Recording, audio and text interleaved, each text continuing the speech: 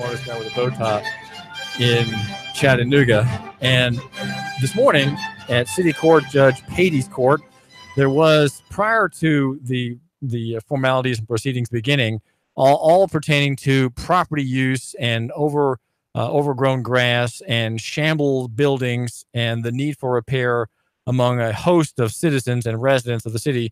Before these cases began, there was in the foyer and in the great area outside in front of the court meetings of at least 3 homeowners in the Airbnb market. That is to say, the most lucrative, the most amazing, the most forward-looking part of the internet economy, the Airbnb short-term vacation rental market, where you, my listener, can capitalize on a dead and stagnant asset. That is to say, your house. You can divide your house in 2, perhaps, and rent out part of it in the Airbnb market. The Airbnb market, of course, refers to these digital platforms where people come together as a network, and there are 2 sides. There's the renter side, people who want to come to Chattanooga and maybe stay in your house for a day or a week, maybe 4 days over a weekend.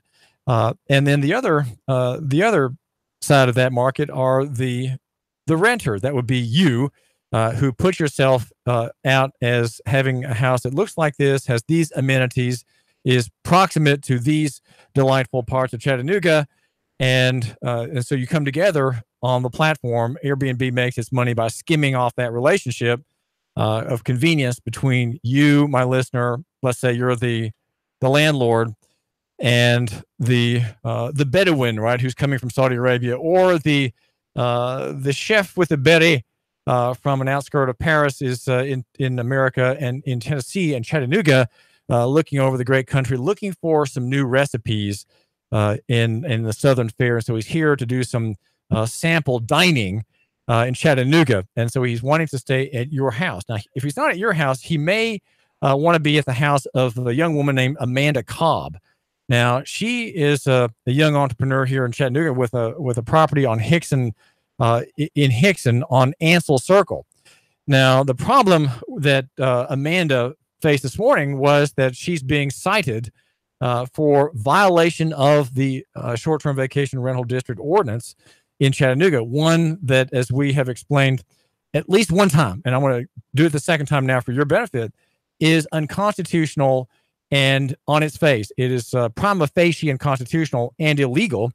And that is because it violates the main standard in American law, and that is that no ordinance or practice or rule can be arbitrary and capricious and make arbitrary and capricious distinctions among like parties. So that is to say, you, my listener, have a house, and let's say it's on Ansel Circle opposite Amanda Cobb's house, right? And let's just pretend for a moment that the magical district, the magic district of the so-called overlay, the overlay map as it's called, oddly enough, comes between your 2 houses. Amanda is told, well, you can, Amanda Cobb, have Airbnb in your house and make a nice cash flow from this stagnant asset. But you, my listener, across the way from her, your mailboxes waving at each other when the mailman drops in the hard mail and the Wall Street Journal, telling you, no, you can't do it. You, my listener, cannot have a house as Amanda Cobb can. Well, Amanda Cobb, unfortunately, is not part of the in crowd here, and is a victim of the city process. She is a victim today. In fact, was a victim this morning, though she had a matter of settlement with her accuser. She's a victim of an ordinance that effectively has done what? Amanda, what has the ordinance done against your interest, and we could say against the interest of the free market and my listener here in Chattanooga? They just told me that I couldn't list my house unless if it was for 30 days or more. And that's pretty much anybody who would rent my house.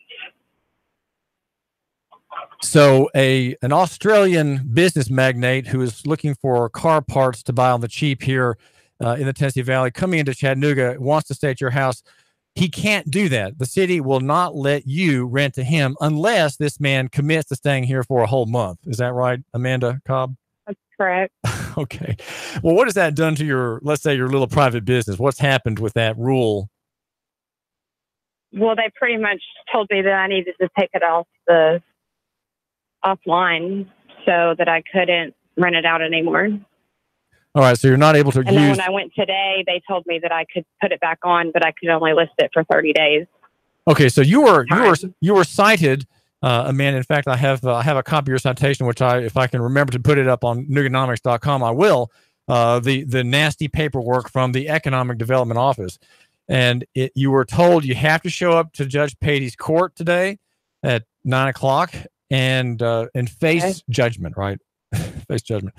But what happened? How come you didn't have your hearing? What happened to you might say abort your standing before that judge?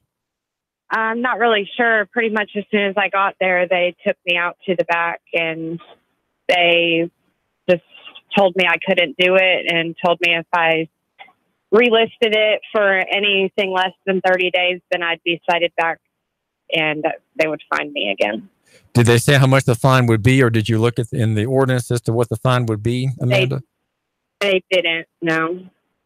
Well, that's another problem with the statute or the ordinance, Amanda, is that the fining process is limited to $50.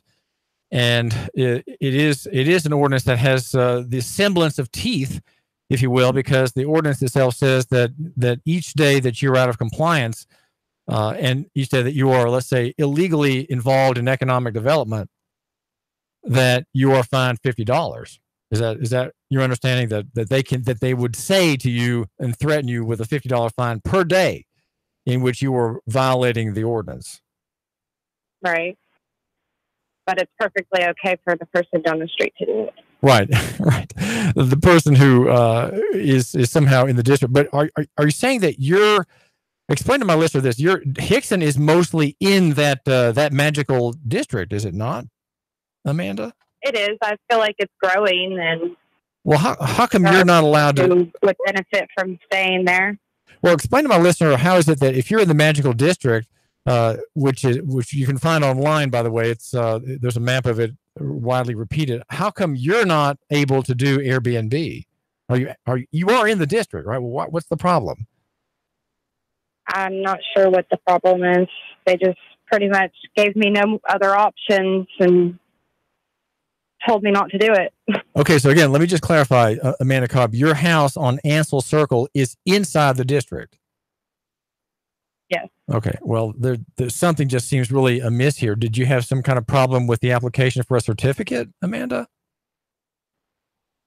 They just told me that it wasn't allowed, that no matter what I did, that I couldn't do anything about it, that I just had to stop and take it offline. Okay, well, it sounds like you are on the wrong side of the map then. It sounds like you are outside that red line that divides. It does go through parts of Hickson and it covers most of downtown. It sounds like you're outside the district, because those people outside that magical district, Amanda, have no appeal. There is no way to change the zoning on a house or anything. There's no due process rights or procedure given to them. So I'm thinking maybe you may be under a misimpression about where your house is in relation to that red line that snakes around. Yeah, I'm not really sure. I haven't looked at a map. Yeah. I don't. Okay, I think you're outside the. Okay. They told me that I can't rent my house out. Well, you are outside that district, and here's what I think you and your family face. I talked with your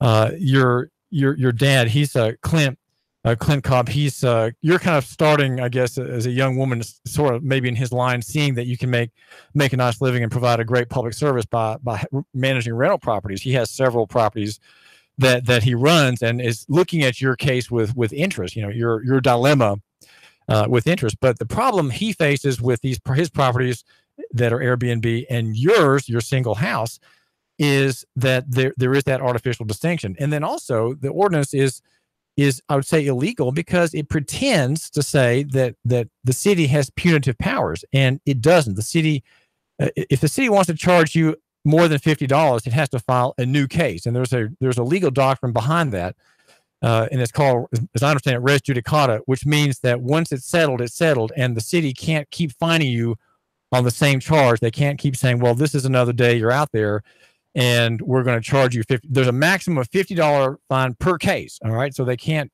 charge you $50 a day, or, in the course of a week, that would be what, 7 times 50. That's $350. They can't charge you $350 a week penalty. It's just not possible. So the statute just doesn't seem to recognize, the ordinance doesn't seem to recognize the limits on the city. That's a constitutional limitation.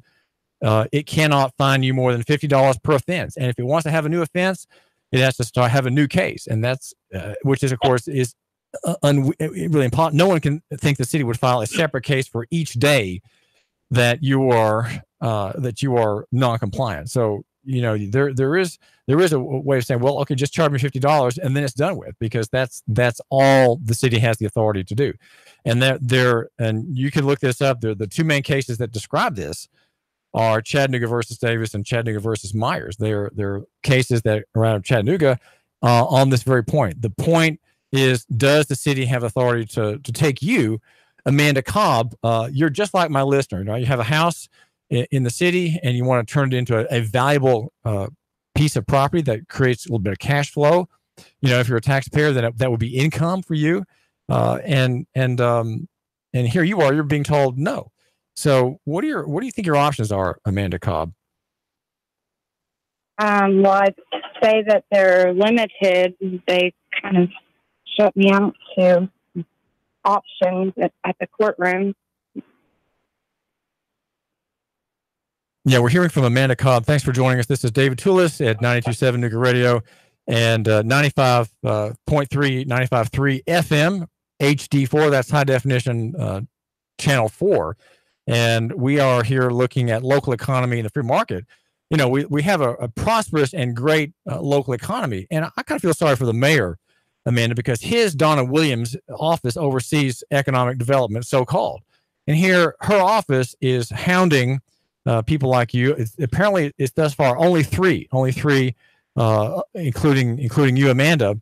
And you are trying to bring prosperity to the city by being glad to be here, by providing this great service of your wonderful little house on that market for people from faraway places, or people maybe just in Nashville to come spend a wonderful weekend in Chattanooga at your house. You're making money. They're glad to be there. They're near everything, because Hickson is in the middle of just about everything. And the mayor's economic development office is saying, no, Amanda, no. You cannot do that. It's like saying your services, Amanda, which are really going in the market for $45 an hour. The city is saying, Amanda, you have to charge $10 an hour, and that's it. That's effectively what they're saying. They're putting you out of business, effectively. Yeah. Well, listen, hope to hear from you again. Do appreciate your time and chatting with us, Amanda Cobb. And again, your property is at 4610 Ansel Circle, and we're talking to Amanda Cobb. Thanks a lot, Amanda. Thanks for the interview. Thanks. Bye. Bye. This is David Toulis, and we are looking at a very serious problem. I just have to. I must add, I'm laughing. I'm just laughing.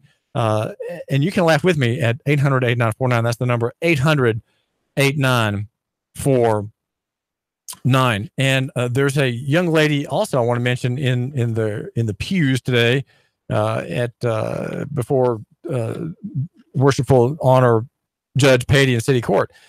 Two other defendants who were sort of sent out. They were sent packing in a good way. I guess they were told, hey, well, look, we're not going to have you go before the judge right now. Let's see if we can work this out.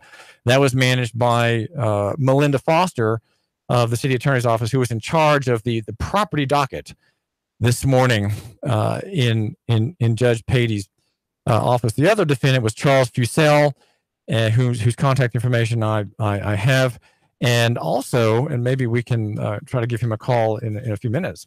And also a very interesting woman named Rebecca Little. Now, I was very impressed, or I'm very impressed with Rebecca Little. She is also an entrepreneur, and guess what? She took the bar yesterday. Rebecca Little of Chattanooga is an Airbnb defendant. Her family, she said, has been involved in litigation with the city government for some years, and she said that the city lost apparently the biggest open records lawsuit in the state for attorney's fees. That family got attorney's fees restored to it, and that the family runs as I think I'm remembering now, runs an Airbnb, a B&B, that is to say, a bed and breakfast in the Chattanooga area, and has and Rebecca says that her family's legal wranglings with the corporation, that is to say, Chattanooga, City of Chattanooga, the municipal corporation,